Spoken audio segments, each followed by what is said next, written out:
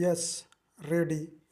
सभापति महोदय, हमारे देश में गृह मंत्रालय और गृह मंत्री का कितना महत्व है, इसका अनुमान इसी से लगाया जा सकता है कि स्वतंत्र भारत में गृह मंत्रालय का भार सरदार पटेल ने स्वयं अपने कंधों पर लिया।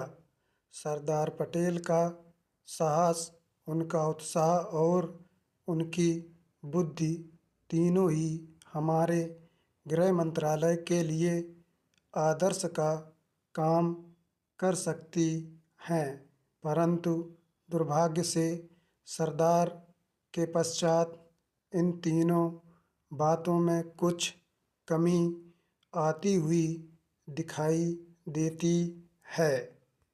उदाहरण के लिए एक ही बात मैं कहना चाहता हूँ।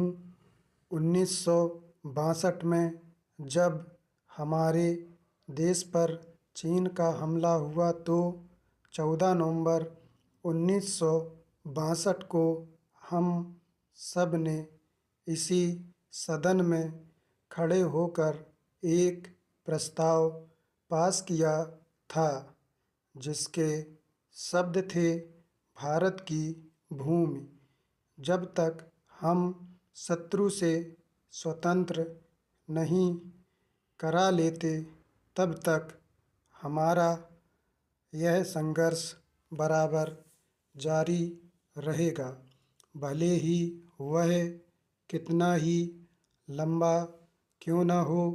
लेकिन कुछ दिन बाद आगे चलकर हमने राष्ट्रीय एकता सप्ताह का यह दिवस मनाना शुरू किया तो हमने उस प्रतिज्ञा को कुछ दूसरे शब्दों में बदल दिया।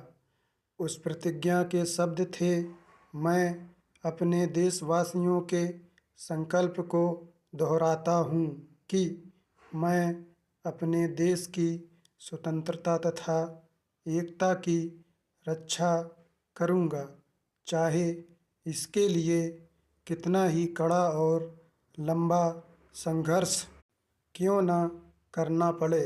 मैं राष्ट्रीय एकता तथा बल के लिए तन मन से काम करने की शपथ लेता हूँ। लेकिन इस बार राष्ट्रीय एकता सप्ताह के सिलसिले में एक छोटा सा प्रकाशन भारत सरकार की ओर से प्रकाशित हुआ है।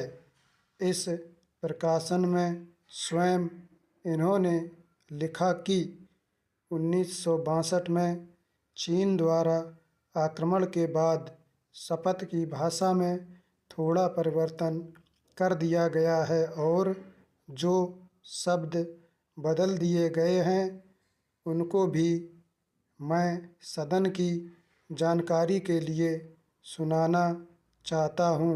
मैं प्रतिज्ञा करता हूँ कि मैं कभी हिंसा का प्रयोग नहीं करूँगा और मेरा विश्वास है कि धर्म, भाषा, प्रांत संबंधी तथा अन्य सभी राजनीतिक और आर्थिक विवादों का शांतिपूर्वक और संवैधानिक तरीकों द्वारा हल किया जाना चाहिए।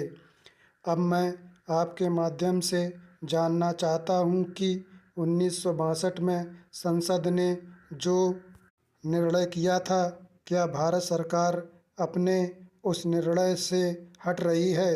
अगर सरकार अपने निर्णय से हट रही है तो यह जो सरकारी प्रकाशन आया है उसके द्वारा 1962 की शपथ में परिवर्तन किया गया है, इसका आधार क्या है?